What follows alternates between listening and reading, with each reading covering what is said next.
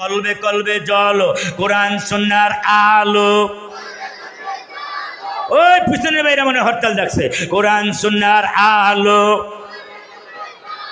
লিল্লাহে তাকবীর।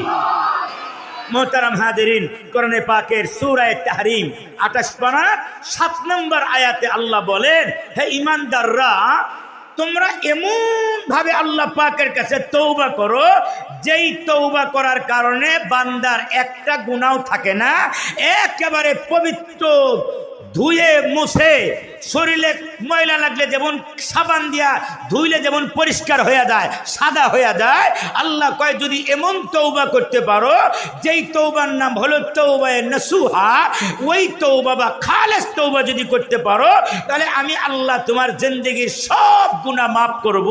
শুধু গুনাহ মাফ করব না, আমি আল্লাহ তোমার জিন্দেগিতে যত কোটি ট্রিলিয়ন বিলিয়ন যত গুনাহ হয়েছে সমস্ত গুনাহগুলোকে আমি আল্লাহ সবের দ্বারা পরিবর্তন করে আমি আল্লাহ তোমাকে বাসায় ফেরত পাঠাইয়া দিব। আর একটু আস্তে করে কোন সুবহানাল্লাহ, আরো জোরে কোন না সুবহানাল্লাহ। মানে কেমন বড় কথা। আল্লাহ বলেন, ইল্লা মান তাবা ওয়া আমালা ওয়া আমিলা সালিহান ফাউলাইকা ইউবাদদিলুল্লাহু সাইয়্যাতিহিম হাসানাত।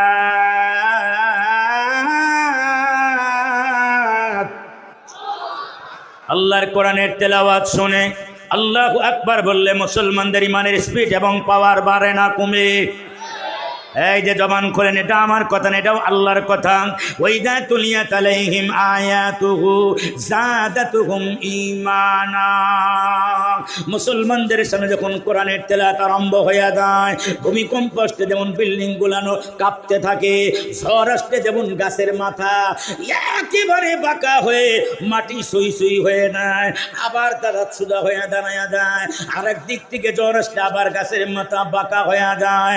আল্লাহ রাব্বুল আলামিন ডাক দিয়া বলেন, পৃথিবীর মানুষেরা রে, মুমিনের সামনে যখন কোরআনের তেলাওয়াত হয়, মুমিনের কলবের ভিতরে আপনার ঝড় উঠে যায়, মুমিনের কলবের ভিতরে ভূমিকম্পের মতো তৈরি হয়, উত্তাল পাত্তাল আরম্ভ হয়ে যায়, ধৈর্য ধারণ করতে পারে না। ওরা আল্লাহ আল্লাহ আল্লাহ আল্লাহ আল্লাহু আকবার আল্লাহু আকবার বলে তারা চিৎকার মারতে থাকে। কোরআনের অর্থ বুঝুক আর না বুঝুক, আল্লাহু আকবার বলে তারা চিৎকার মারতে থাকে।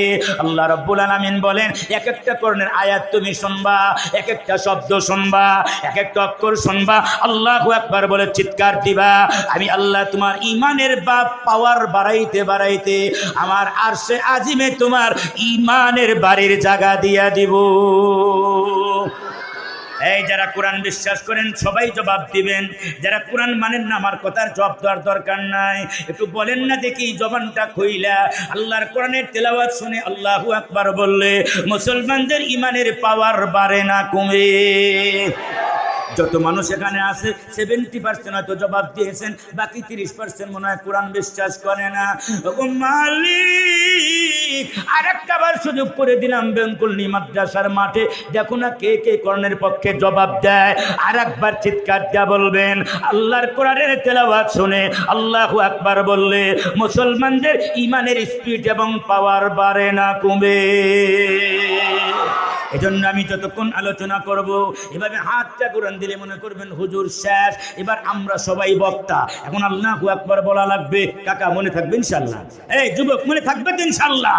আল্লাহ বলেন, বান্দা যখন তোমার তওবায়ে নসুহা যখন হবে, তওবায়ে নসুহা কাকে বলে? ইমাম ফখরুদ্দিন রাজি রহমাতুল্লাহ আলাইহি তাফসীরে কাবীরে লেখেন, তিনটা শর্ত দিয়া যখন বান্দা গুনাহ করে, তিনটা শর্ত দিয়া যখন বান্দা তওবা করে, তখন তার তওবাটা তওবায়ে নসুহা হয়ে যায়।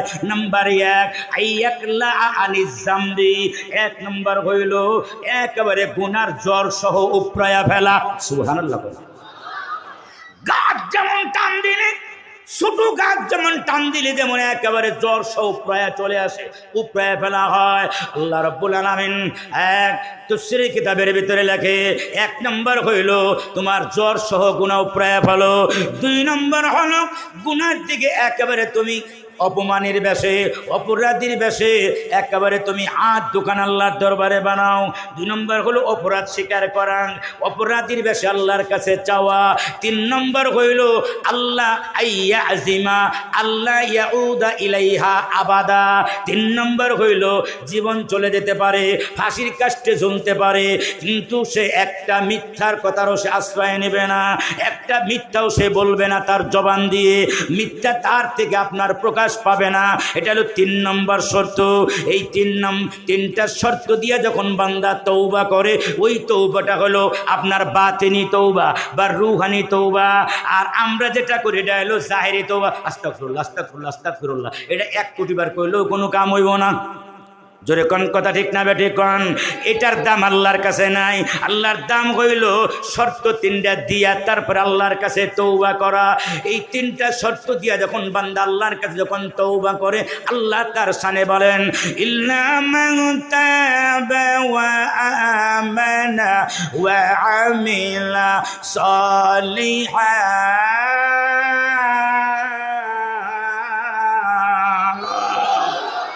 فأولئك يبدل الله سيئاتهم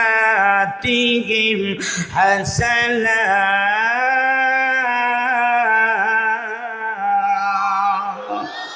আল্লাহ রাব্বুল আলামিন বলেন, বান্দা যখন তওবা হয়া তায়েব হয়ে অপরাধীর বসে, নাদেম হয়া অপরাধীর বেশে যখন চোখের পানি যখন ছেড়ে দেয়, কারণ আল্লাহ 3 শ্রেণীর মাখলুক আল্লাহ পাক বানাইছেন।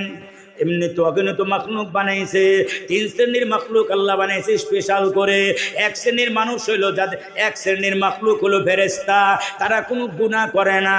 লা ইয়াসুনাল্লাহা মা আমারহুম ওয়া ইয়াফআলুনা মা ইউমারুন। গুনাহ করার ক্ষমতাই ফেরেশতার ভিতরে নাই। 2 নম্বর হলো আল্লাহ বানাইছেন মানুষ এবং জিন। খালাকাল ইনসানা কাল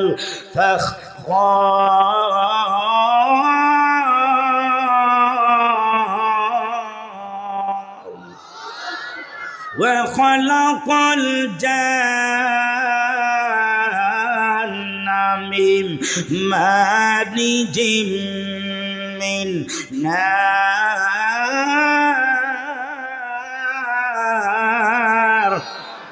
মানুষ আল্লাহ বানাইছেন ঠনঠনে মাটি দিয়া। 3 প্রকারের মাটির কথা আল্লাহ কোরআনে বলেছেন।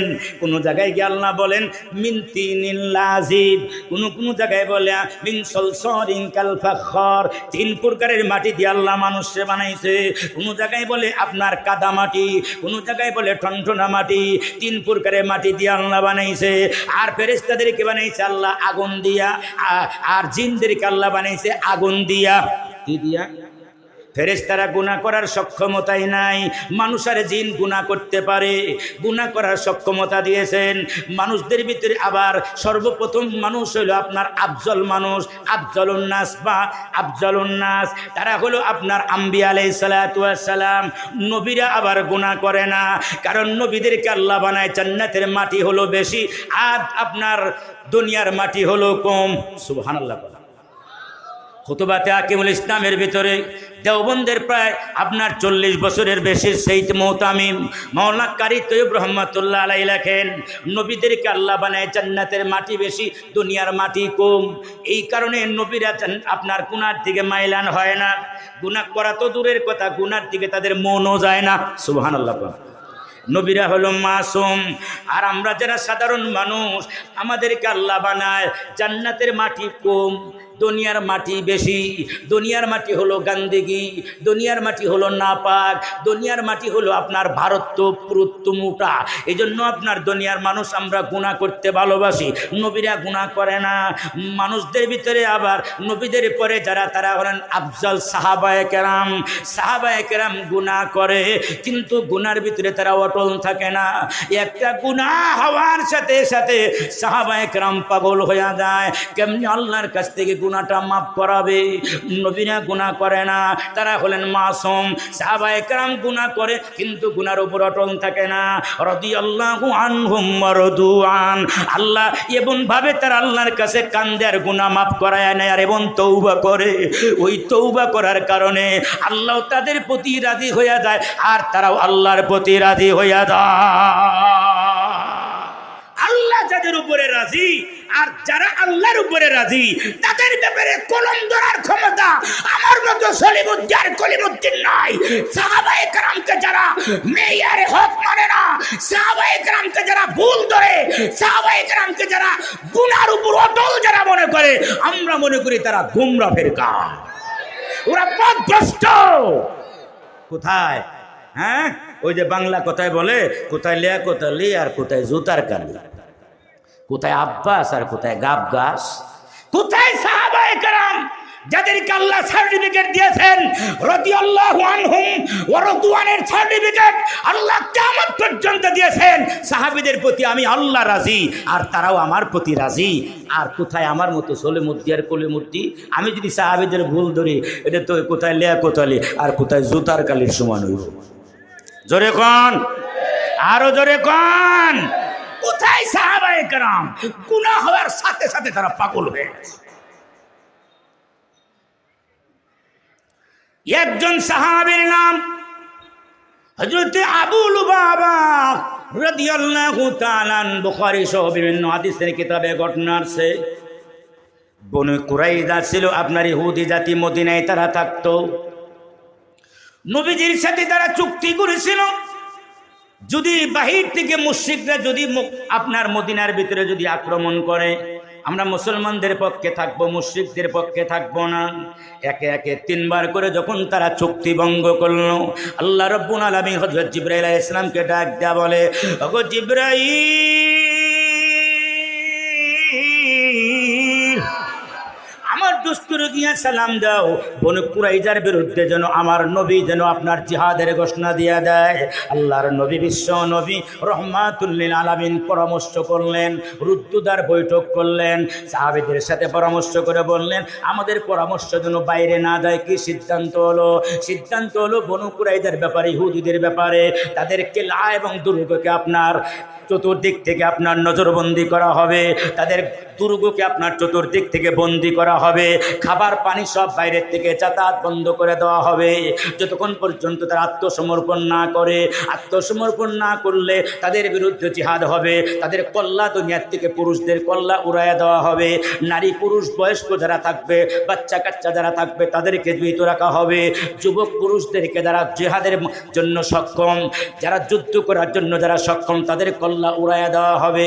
চূড়ান্ত সিদ্ধান্ত আল্লাহর নবী, বিশ্ব নবী রহমাতুল লিল আলামিন ওই যে ইহুদি বনি কুরাইজাকে আপনার কল্লা উড়াইয়া দেওয়ার জন্য তাদের যখন বাড়িঘর, তাদের ওই দুর্গ যখন ঘেরাও করা হলো, চতুর্দিকে সাহাবায়ে কেরাম ঘেরাও করলেন, লম্বা টাইম যখন তাদেরকে ঘেরাও করে রাখলেন, তাদের খাবার পানি সব ফুরাইয়া গেল।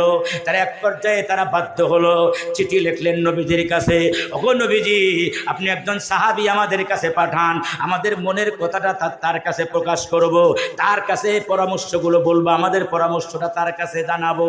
কাকে পাঠাবেন? ওগো নবীজি, পাঠাবেন আমাদের একজন হালিফ, আমাদের একজন আত্মীয়, আমাদের সাথে তার অনেক সম্পর্ক আছে, আত্মীয়তার সম্পর্ক সহ তারে পাঠান, যার নাম হলো আবু লুবাবা রাদিয়াল্লাহু তাআলা। আবু লুবাবা রাদিয়াল্লাহু তাআলাকে আল্লাহর নবী পাঠায়া দিলেন। আবু লুবাবা যখন দুর্গের ভিতরে যখন ঢুকলেন, পাহাড়ের দুর্গের ভিতরে, ইহুদি জাত বড় খারাপ জাত, কুখ্যাত জাত, জোরে কোন কথা ঠিক না বে ঠিক কোন? তাদের চাইতে দুর্ধর্ষ আপনার সন্ত্রাসী এই দুনিয়ায় আল্লাহ আর কাউরে বানায় নাই, বড় খারাপ জাত, জোরে কোন কথা ঠিক না বে ঠিক কোন?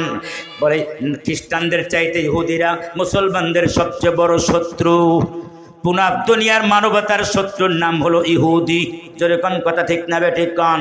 এটা আল্লাহর কথা, আমার কথা না। লাতাজিদান্না আশাদ্দান্নাসি আদাওয়াতান লিল্লাযিনা আমানুল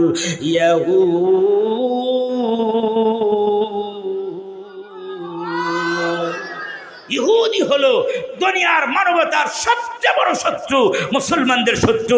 সাবধান, তাদের সাথে বন্ধুত্ব করতে যাও না, ওরা বন্ধুত্ব করবে, এবার কয়েকদিন পরে আবার নিচ দিয়ে গাছের জ্বর কেটে দেবে। জোরে কোন কথা ঠিক না বে ঠিক কোন? হযরত আবু লুবাবা যখন ইহুদিদের দুর্গের ভিতরে যখন ঢুকলেন, ইহুদিদের ছেলে মেয়ে বাচ্চা কাচ্চা বউ বাচ্চা যারা আছে সবাই মিলে কান্নাকাটি আরম্ভ করে দিল। এমনভাবে কান্না আরম্ভ করে দিলেন, ইনায়া বিনায়া কান্দে। তাদের কান্না দেখে আবু লুবাবারও চোখ দিয়া পানি বের হয়ে গেছে। মহিলারা যখন ইনায়া বিনায়া কান্দে, কঠিন পাষাণ হৃদয়ের মানুষেরও কিন্তু কান্না এসে যায়। জোরে কোন কথা ঠিক না বে ঠিক কোন? তখন ইহুদিদের সর্দার জিজ্ঞাসা করলো, আবু লুবাবা, নবীজি কি সিদ্ধান্ত নিয়েছেন আমাদের ব্যাপারে?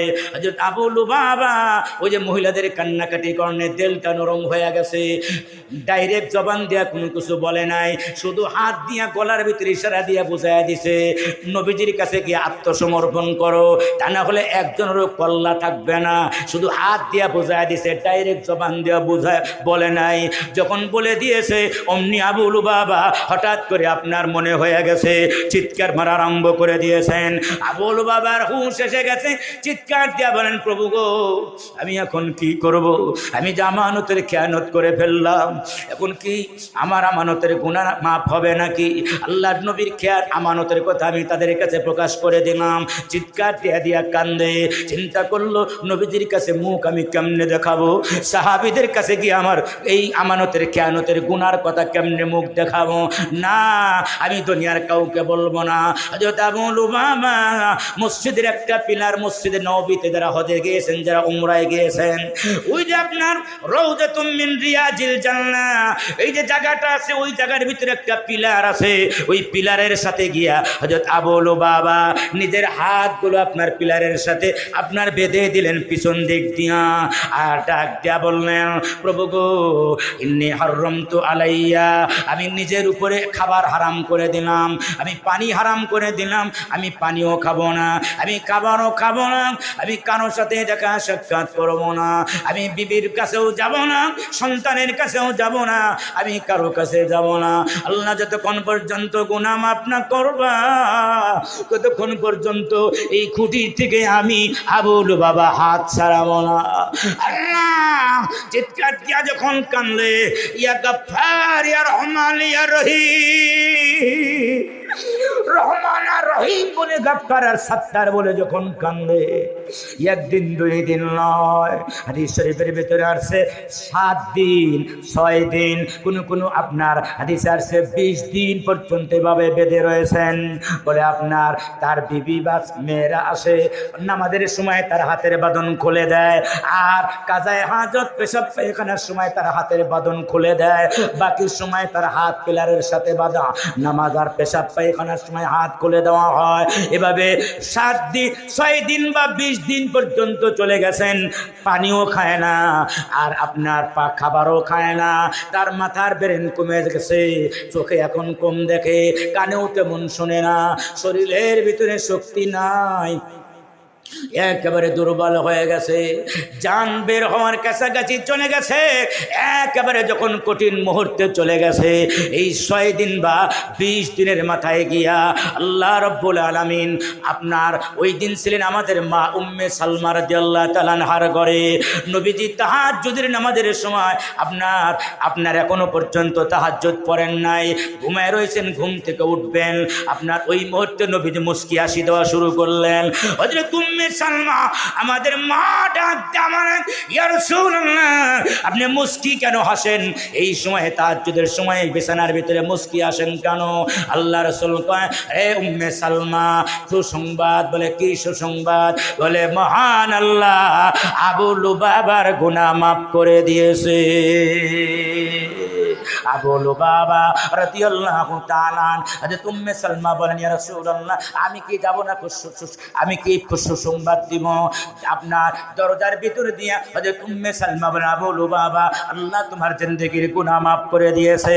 হযরত আবু লুবাবা বলে, আল্লাহ যদিও আমাকে মাফ করেছে, কিন্তু নবী তো আমার এখন পর্যন্ত মাফ করে নাই, না আমার হাতের বাঁধন খুলব না।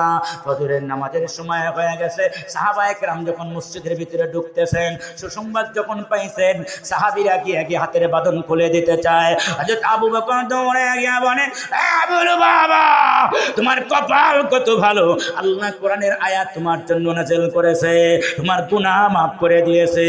না, আপনি খুলবেন না আমার হাত। হযরত ওমর গিয়ে হাতের বাঁধন খুলে দিতে চায়, না আপনিও খুলবেন না।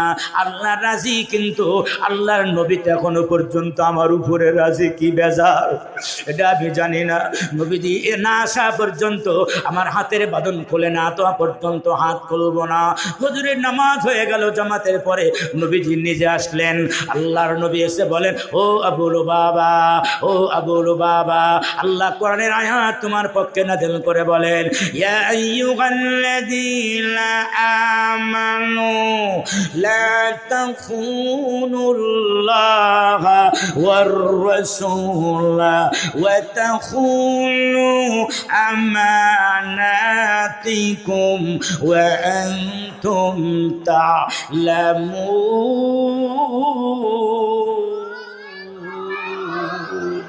আল্লাহ তোমার সামনে কোরআনের আয়াত নাযিল করেছে। আবু লুবাবা, আল্লাহ তোমার প্রতি রাজি, আমি নবীও তোমার প্রতি রাজি। রাসূল নিজে হাতে আবু লুবাবার হাতের বাঁধন খুলে দিলেন। এমন কঠিন মুহূর্ত, জান যায় যায় ভাব। আল্লাহ রাসূল বলে, ও আবু লুবাবা, মৃত্যুর সময় আবু লুবাবাকে আল্লাহ রাসূল বলেন, ও আবু লুবাবা, তোমার কি কোনো চাওয়া পাওয়া আসেনি? আমার কাছে বলো।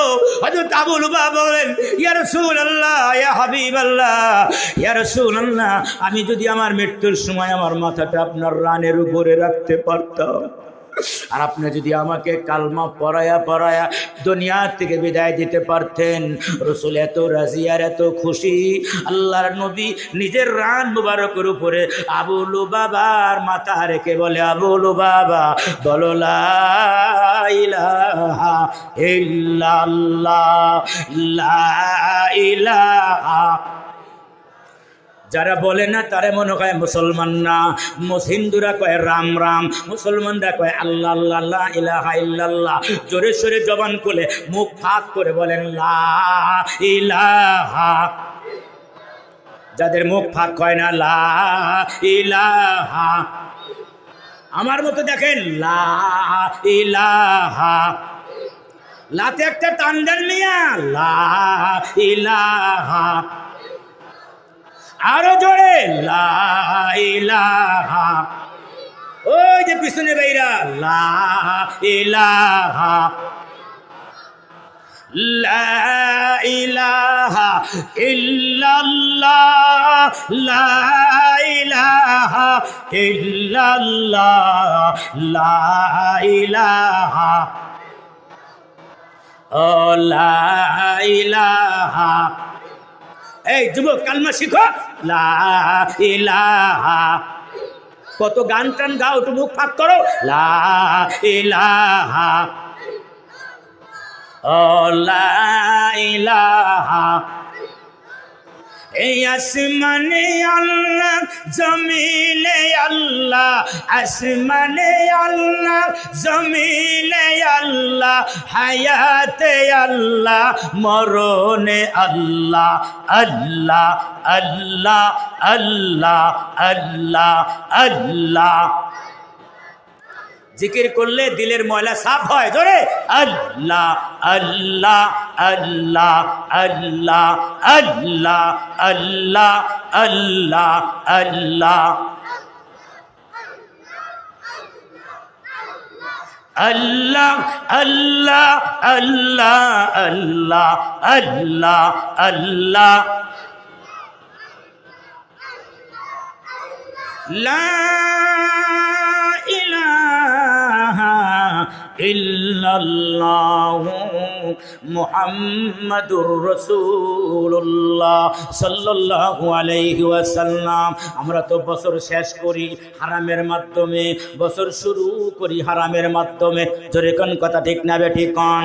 এই যে বছর শুরু হয়ে গেছে, এই যে কয়েকদিন আগেই তো গেল রাত 12টা বেজে 1 মিনিট, আতশবাজি দিয়া আর আপনার ফটকাবাজি দিয়া জীবন শুরু হয়, হারাম দিয়া শুরু হয়, হারাম দিয়া শেষ হয়। জোরে কোন কথা ঠিক না বে ঠিক কন?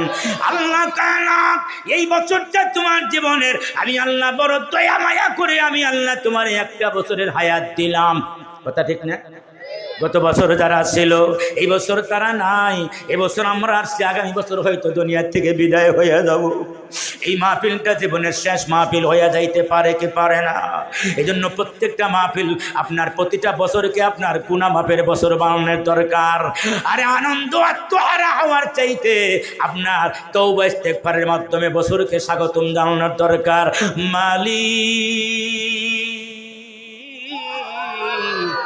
না, এক বছর তোমার কি কত গুনাহ করেছি, কত জুলুম করেছি, কত পাপাচার করেছি, কত গুনাহ করেছি। আল্লাহ 12টা বেজে 1 মিনিটে নামাজে দাঁড়ায়া যান, 12টা বেজে 1 মিনিটে আল্লাহ তওবা ইস্তেগফারের মাধ্যমে নতুন জিন্দেগি যদি আরম্ভ করতে পারেন, আল্লাহ পূর্বের জিন্দেগির গুনাহগুলো মাফ করে দিবে, সামনের ভবিষ্যৎকে আল্লাহ পাক উজ্জ্বল করে দিবে। জোরে কোন কথা ঠিক না বেটি? যুবক রে, না পটকাবাজির মাধ্যমে আমরা বছর শুরু করতে পারি না, কারণ আমরা মুসলমান। জোরে কোন কথা ঠিক না বেটি কোন? ইহুদি খ্রিস্টানরা আপনার বছরকে স্বাগত জানায় পটকাবাজির মাধ্যমে। মুসলমান পটকাবাজি দিয়া আপনার আতশবাজি দিয়া মুসলমান তার বছর শুরু করতে পারে না। মুসলমান বছর শুরু করবে আলহামদুলিল্লাহ। বছরে 12টা বেজে 1 মিনিটে প্রথম শব্দটা তার জবান দিয়ে বের হবে আলহামদুলিল্লাহ। মুসলমান বছর শুরু করবে আস্তাগফিরুল্লাহ। মুসলমান বছর শুরু করবে নামাজের মাধ্যমে। মুসলমান বছর শুরু করবে বছরের প্রথম দিনটা মুসলমান রোজা রাখার মাধ্যমে বছরটা শুরু করবে। জোরে কোন কথা ঠিক না বে ঠিক কোন? জানুয়ারি মাসের 1 তারিখ রোজা রাখবে আনন্দ আত্মহারা হইয়া।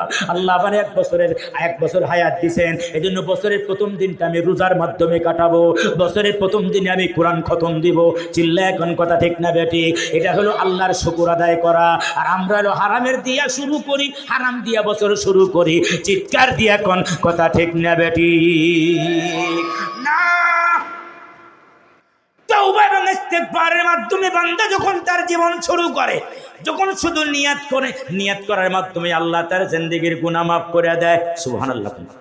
ইবনে মাজাহ শরীফের ভিতরে একটা হাদিস আছে, ইবনে মাজাহ শরীফের ভিতরে একটা হাদিস আছে, আপনার 99 জনকে একটা বনী ইসরাইল একজন মানুষ হত্যা করছে। 99 জন। কয়জন? 99 জন। এবার তার ভিতরে অনুশোচনা ঢুকে গেছে। আরে ও মালিক, একটা গুনাহ যদি একটা মানুষকে কেউ যদি হত্যা করে, ওমাইয়াতুল মুমিনাম মুতাআম্মিদান ফাজাযাউহু জাহান্নাম খালিদান ফিহা। আরে নামাজ পড়ে নাই, রোজা রাখে নাই, যাকাত দেয় নাই, কোনো না কোনো দিন সে জান্নাতের ঘানি টানার পর, জাহান্নামের ঘানি টানার পরে একদিন না একদিন প্রত্যেক মুসলমান জান্নাতে আসবে। কিন্তু কেউ যদি ইচ্ছাকৃতভাবে কাউকে যদি হত্যা করে, সে চিরদিনের জন্য জাহান্নামে থাকবে, আবাদা চিরদিনের জন্য জাহান্নামে থাকবে। ও মুসলমান ভাইরা, একটা মাত্র যদি হত্যা কেউ যদি করে, ওই 99টা হত্যাকারী ব্যক্তির ভিতরে অনুশোচনা ঢুকে গেছে, আর আমার তো মরণ হয়ে যাবে, মৃত্যুর পরে আমার কি অবস্থা হবে, আমি কেমনে আল্লাহকে মুখ দেখাবো, না আমার তো জাহান্নাম আমার জন্য অপেক্ষা করতেছে। এই জন্য একজন বড় আলেমের কাছে গিয়ে কয়, হুজুর আমার তওবার কোন ব্যবস্থা আসেনি, আমি তো 99টা হত্যা করে ফেলেছি। ঈশা হুজুর কয়, তোমার মতো এত বড় বাটপার, একটা হত্যা করলে সে আবাদা না আবাদা চিরস্থায়ী জাহান্নামে থাকে? 99টা খুন করে ফেলাইছো, তুমি বের হও আমার দরবার থেকে। আল্লাহ কখন গজব ফেরায় না, তোমার গুনার জন্য আমি আল্লাহর কাছে মাফ করে তওবা করতে পারবো না, তুমি বের হয়ে যাও আমার দরবার থেকে, এটা সহজ না, আমি পারবো না। তো লোকটা চিন্তা করলো যে 99টা মাফ করে হত্যা করে যেহেতু আর মাপের কোনো ব্যবস্থাই নাই, তাহলে একটা কাম করি, দি 100টা পূর্ণ করে ফেলাই। যেই হুজুর কইছে আমার গুনাহ মাফ হবে না, এবার ওরে দিয়ে 100টা পূর্ণ করলো। এবার পেশাব হুজুরের পেটের মধ্যে গিয়া ছুরি ঢুকায় 100 পূর্ণ করলাম। নাউজুবিল্লাহ কর, আরো জোরে কর না নাউজুবিল্লাহ। হাদিস শরীফের ভিতরে আসছে, এবার লোকটা চিৎকার দিয়ে আরম্ভ করে, প্রভু গো আল্লাহ, এতদিন বাড়ছে সাধারণ মানুষ, এখন পেশাব হুজুরেও ঢুকাইছি পেটে। আল্লাহ এখন আমার পেটে তো কি ঢুকবে, জাহান্নামের আগুন ছাড়া কোনো উপায় নাই। প্রভু গো এখন আমার কি হবে, আমি এখন কোথায় যাব, কোন দিকে যাব? চিৎকার আল্লাহ আল্লাহ বলে কাঁদে, আমি আল্লাহ তোমার অলিরে পর্যন্ত খতম করলাম, পেটের ভিতরে ছুরি ঢুকায় দিলাম, আল্লাহ আমার কি গুনাহ মাফ হবে না? আমার কি জীবনে আর গুনাহ মাফের কোনো ব্যবস্থা নাই? না, তখন ওই গ্রামের লোকজন যেখান দিয়ে হাঁটে, ওই গ্রামের লোকজন কয় অমুক জায়গায় যাও, ফাইন্না বিহা উনাসান ইয়াবুদুনাল্লাহ, অমুক জঙ্গলের ভিতরে যাও, ওই জঙ্গলের ভিতরে কিছু মানুষ, এমন কিছু মানুষ তারা মুরাকাবা মুসাদ আল্লাহর জিকির আজকার করে, দুনিয়া তারা লাথি মাইরা দুনিয়া থেকে পিছনে ফালাইয়া দিয়া, তারা বিবি বাল বাচ্চা সব সেইরা দিয়া ওরা জঙ্গলের ভিতরে আল্লাহ আল্লাহ বলে ডাকে। একমাত্র আল্লাহর প্রেমে তারা ডুব দিছে, আল্লাহ আল্লাহ বলে তারা কান্দার ইস্তেগফার পাঠ করে। ওই লোকগুলো মনোকারের কাছে গেলে তোমার গুনাহ মাফ হয়ে যাইতে পারে, তাদের কাছে গিয়া গুনাহ মাফের জন্য ওসিলা ধরো, তারা যদি দোয়া চায় আল্লাহর কাছে মাফ করেও দিতে পারে। এবার লোকটা বাড়ির থেকে রওনা করলেন, সেখানে যাবেন, ওই জঙ্গলের ভিতরে যাবেন, বহুদূর ধরেন শত শত মাইল বাড়ির থেকে রওনা করলেন, কিছু দূর যাওয়ার পরে তার আপনার মৃত্যু হয়ে গেছে। আল্লাহ রাব্বুল আলামিন আজরাইলকে ডাক দিয়া বলে, ওগো আজরাইল,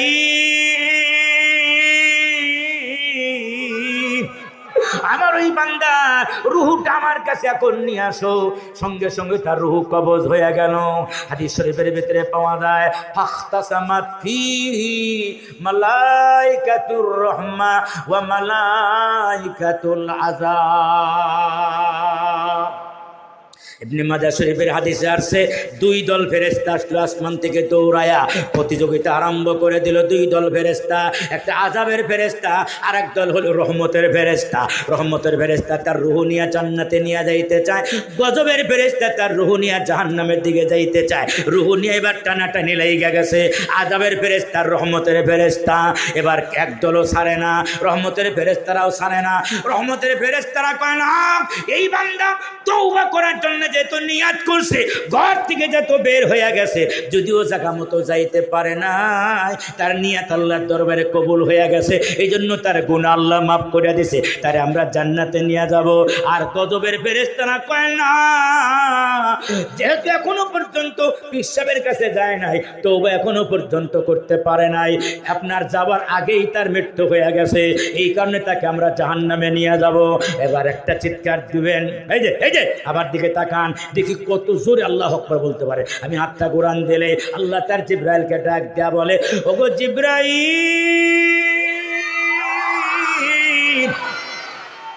তুমি তোমার নূরের 600 পাখাগুলো গিয়া টান মারো, মুহূর্তের ভিতরে ওই জায়গায় গিয়া হাজির হইয়া দাও, তোমার বিচারপতি বানাইয়া দিলাম। সুবহানাল্লাহ। ওই যে রহমতের ফেরেশতা আর গজবের ফেরেশতা ঝগড়া করতেছে রূহ নেওয়ার জন্য, তোমার বিচারপতি হিসাবে বানাইলাম, যাও গিয়া বিচারটা কইরা আসো। এবার জিবরাইল আসছেন, এই তোমাকে দাবি কি বলো? কয় দাবি হইল লোকটা বের হয়ে গেছে আপনার তওবা করার জন্য, কাজেই তার তওবা নিয়ত করছে, নিয়ত করলেই তার তওবা কবুল হয়ে গেছে, এখন তারে জান্নাতে নিব। আর একদল কয় না না না, যাইতেই পারেনি এখনো পর্যন্ত, তওবা তো করে নাই, এই জন্য জাহান্নামী, তারে জাহান্নামের দিকে নিয়ে যাব। এই জন্য দুই দলে টানাটানি পারে। জিবরাইল আলাইহিস সালাম থামায় দেয়া, কই বিচার করবো আমি, তোমরা থামো সবাই। সুবহানাল্লাহ। আরো জোরে কন্যা সুবহানাল্লাহ, আরো জোরে কন্যা সুবহানাল্লাহ। দুই দল থাইমা গেছে। এবার জিবরাইল কয়, জিবরাইল আবার আল্লাহর সাথে হট কানেকশন, আবার আল্লাহর কাছে ফোন দিয়ে কয়, আল্লাহ বিচার কোন দিকে করবো তা তো কইলেন না। সুবহানাল্লাহ। আরো জোরে কন্যা সুবহানাল্লাহ। বিচার কেমনে করবো তা তো কইলেন না। আল্লাহ কয় বিচার তুমি হক বিচার করবা, সঠিক বিচার করবা। কি বিচার? এই জিবরাইল একটা কাম করো, ওই তওবাকারীর ব্যক্তির বাড়ি থেকে নিয়ে ওই যে জঙ্গলে যে যাবে, পিসাবের কাছে যাবে, আল্লাহর কাছে যাবে তওবা করার জন্য, তার বাড়ি পর্যন্ত ফিতা টান দাও, মাপ দাও। মাইপা যদি দেখা যায় যেই জায়গায় লোকটা মারা গেছে, এই লোকটা যদি তার বাড়ির কাছে বেশি থাকে, বাড়ির কাছাকাছি থাকে বেশি, তাহলে এই লোকটারে জাহান্নামের ফেরেশতার কাছে দিয়ে দাও। আর যদি অর্ধেকের বেশি যায়, আপনার যেই বাড়িতে যাবে তওবা করার জন্য, যেই জায়গায় যাবে, তাহলে তারা জান্নাতের ফেরেশতার কাছে দিয়ে দাও। সুবহানাল্লাহ। বিচারটা সঠিকই আছে, কি বলেন? কথা ঠিক না? হ্যাঁ, সঠিক না বেঠিক? আরো জোরে কোন সঠিক না বেঠিক? জিবরাইল এবার ফিতা নিয়ে মাপ শুরু করছে, আর আল্লাহ ওই দিক দিয়ে জমিনের উপরে ওহী নাযিল করছে। ইয়াউমা নাতুবিস সামা কাতাইয়িস সিজিল্লিল কুতুব সুবহানাল্লাহ কামা বাদানা أول خلق نعيد وما قدر الله حق قدره والأرض جميعا আল্লাহ জমিনের কাছে ওই পাঠায় কয়, এই জমিন একটা কাম কর। কয় কি? আমার বান্দা যেই দিকে লাশটা পড়ে আছে এই বান্দার বাড়ির দিকে জমিন তুই বড় হয়ে যা, মানে জমিন তুই বড় হয়ে যা, এটা ফাঁক হয়ে যা, মানে বড় হয়ে যা। আর ওই দিকে আপনার এই দিকে জমিন তুই চাইপা যা, আর যেই দিকে যাইতেছে ওই যে পিসাব বাড়ির দিকে ওই দিকে জমিন আপনার ই হয়ে যা, যাতে লাশটা গিয়া ওই দিকে বেশি পড়ে যায়, এই দিকে কম পড়ে যায়। সুবহানাল্লাহ, আরো জোরে করেন সুবহানাল্লাহ। এখন জিবরাইল মাইপা টেপে দেখে লাশ এদিকে না ওই দিকে বেশি। সুবহানাল্লাহ করেন, পিসর বাড়ির দিকে বেশি। তো এখন রহমতের ফেরেশতারা তারে নিয়ে গেছে, মালাইকাতুর রহমা আপনার রহমতের ফেরেশতা তার রুহু আপনার জান্নাতের একেবারে রেশমি রুমাল দিয়ে নিয়ে তারে জান্নাত পর্যন্ত পৌঁছায় দিয়েছে। আরো জোরে কন্যা সুবহানাল্লাহ, আরো জোরে কন্যা সুবহানাল্লাহ।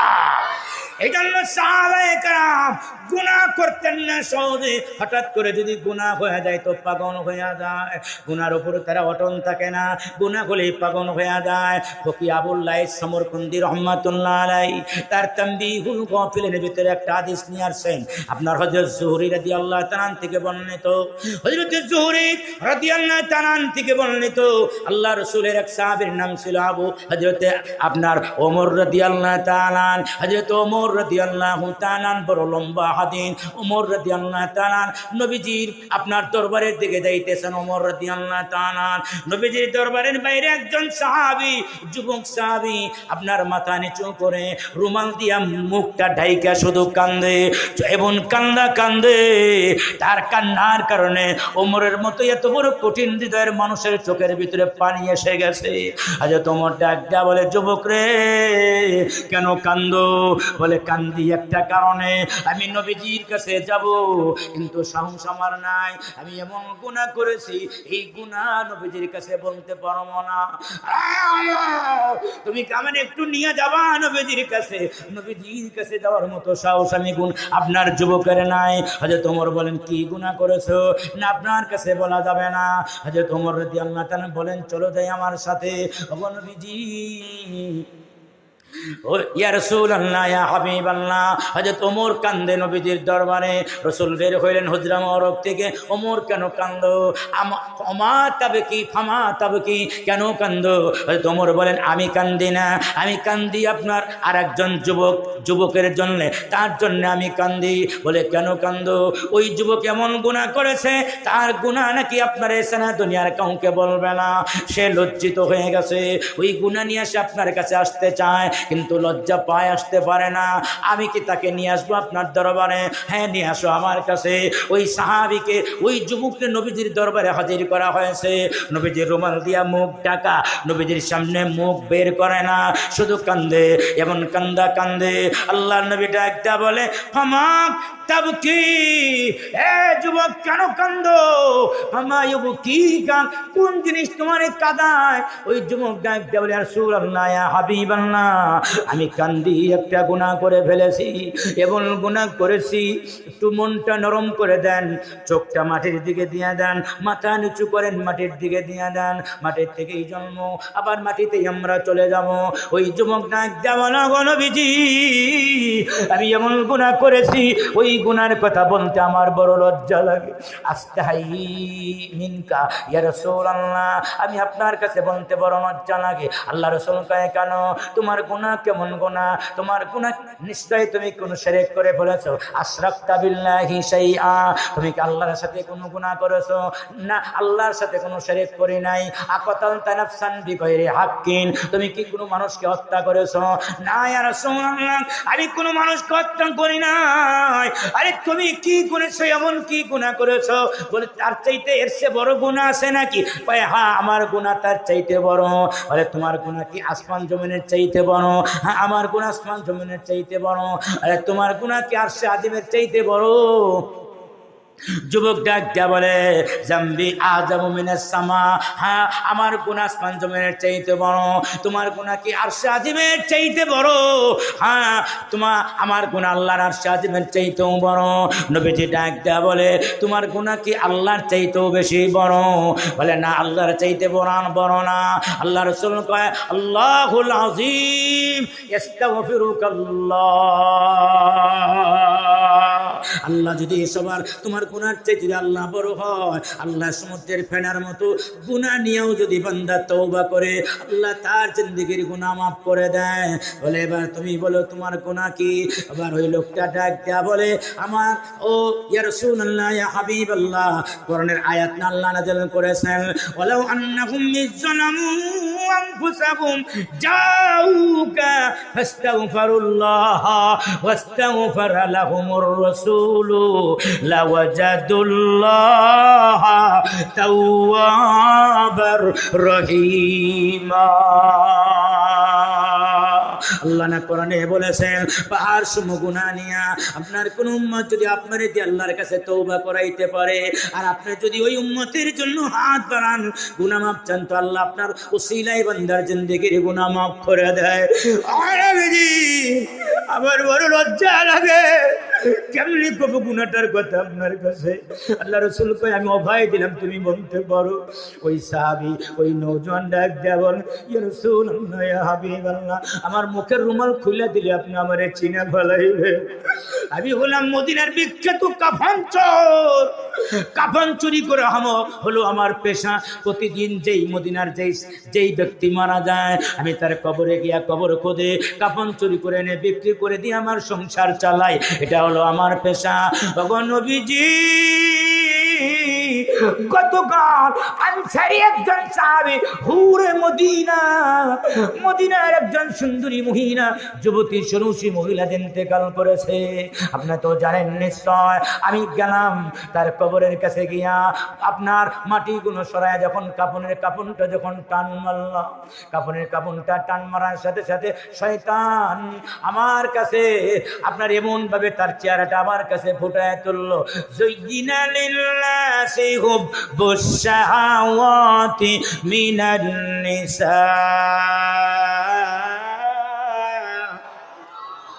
আল্লাহ ওই মৃত্যু যুবতী সরুষী, ওই যুবতী আনসারী হুরে মদিনার ওই মেয়েটার চেহারাটা এত সুন্দর করে আমার কাছে শয়তান আমার সামনে পেশ করলো।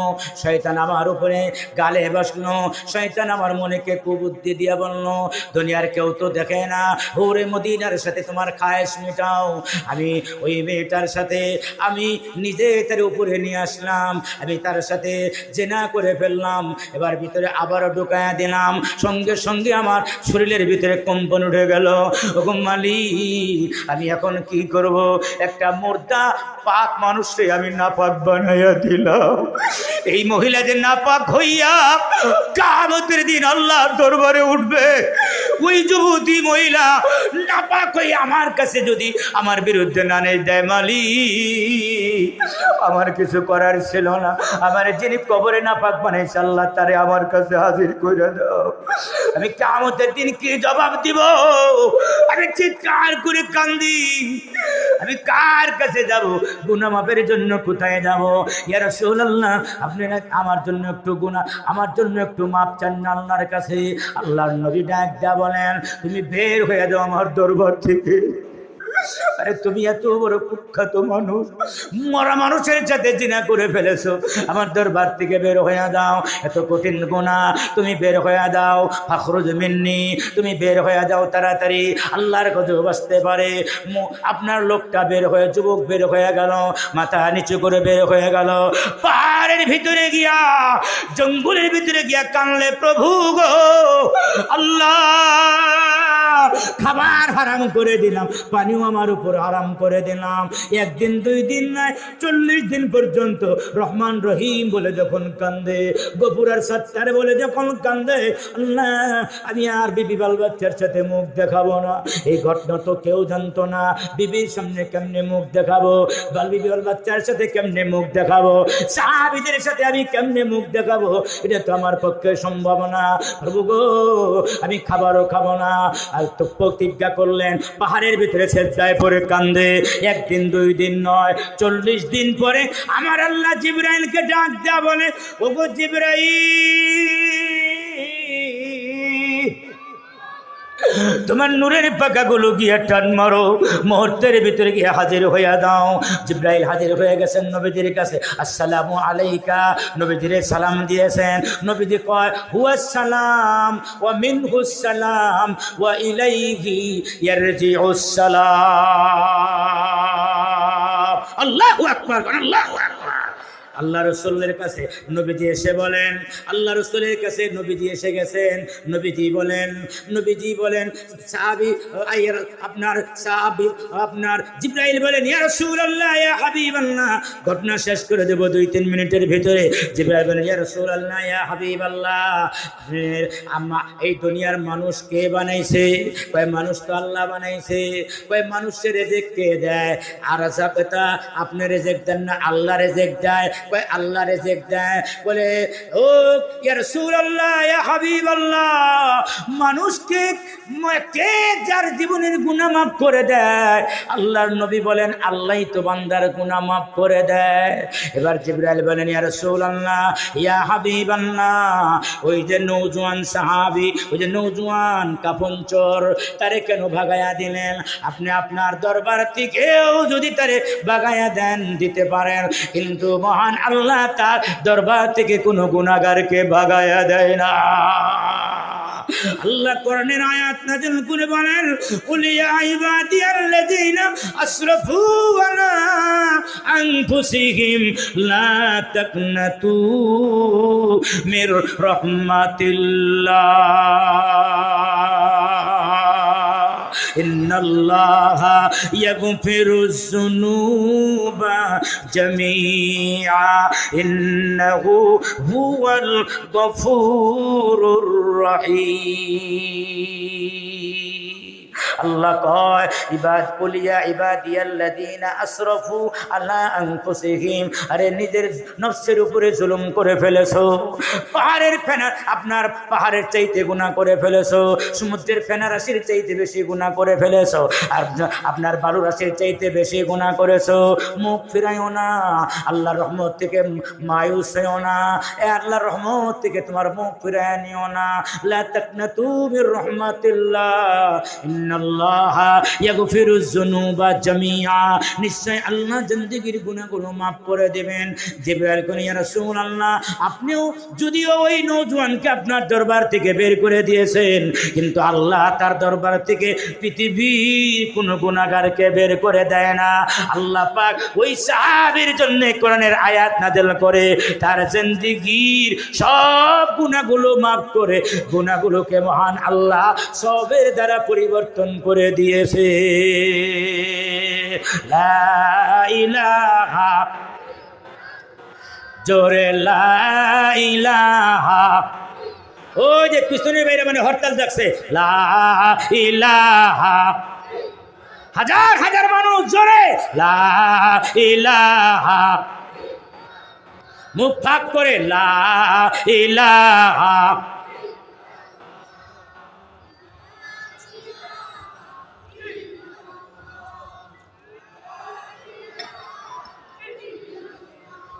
লা ইলাহা,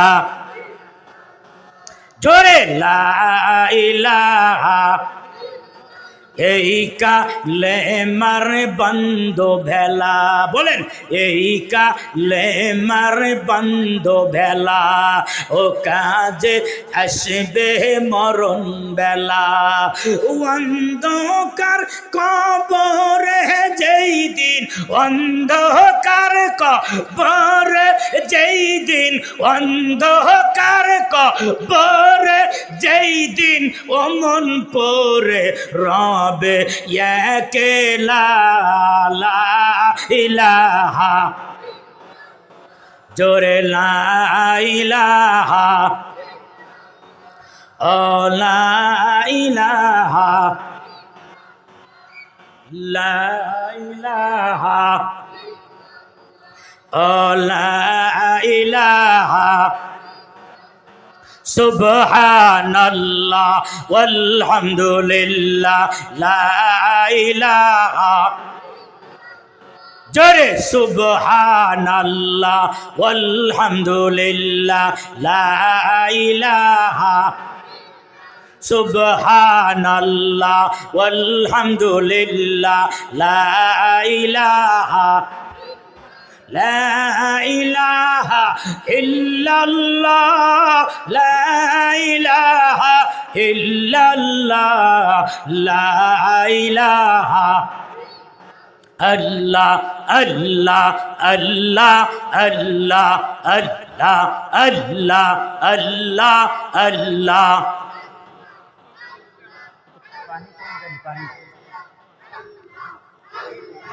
আল্লাহ আল্লাহ আল্লাহ আল্লাহ আল্লাহ আল্লাহ আল্লাহ আল্লাহ আল্লাহ আল্লাহ আল্লাহ আল্লাহ আল্লাহ আল্লাহ আল্লাহ আল্লাহ আল্লাহ আল্লাহ। লা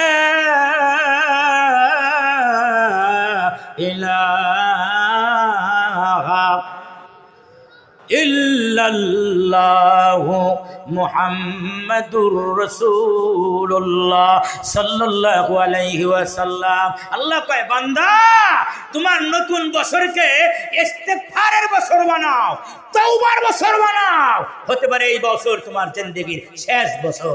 আল্লাহ সূরা নূহের ভিতরে বলেন, ফাকুল তুস্তাগফিরু রাব্বাকুম ইন্নাহু কানা গফফারা।